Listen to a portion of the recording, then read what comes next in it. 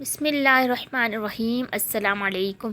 میری کلاس میں ایک لڑکی شازیہ پڑھتی ہے۔ وہ ایک فری پیریڈ میں میرے پاس آئی اور کہنے لگی، میم مجھے آپ کے 2 منٹ مل سکتے ہیں؟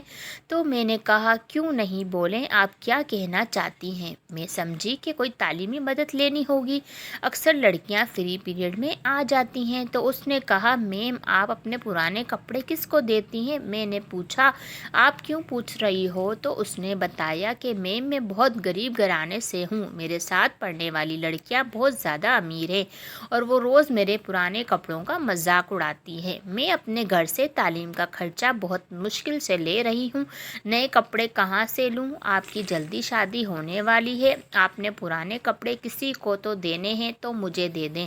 اس کی بات سن کر پہلی بار اس کے کپڑے دیکھے جو واقعی پرانے ہو گئے تھے، لیکن سلیقے سے استری کر کے پہنے ہوئے تھے۔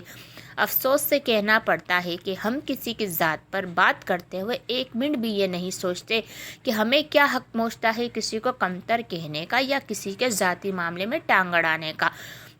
اگر کوئی امیر ہے، اللہ کا دیا، اس کے پاس سب کچھ ہے، تو کیا ہمیں یہ حق مل گیا ہے کہ ہم جس کی چاہے بے عزتی کر دیں؟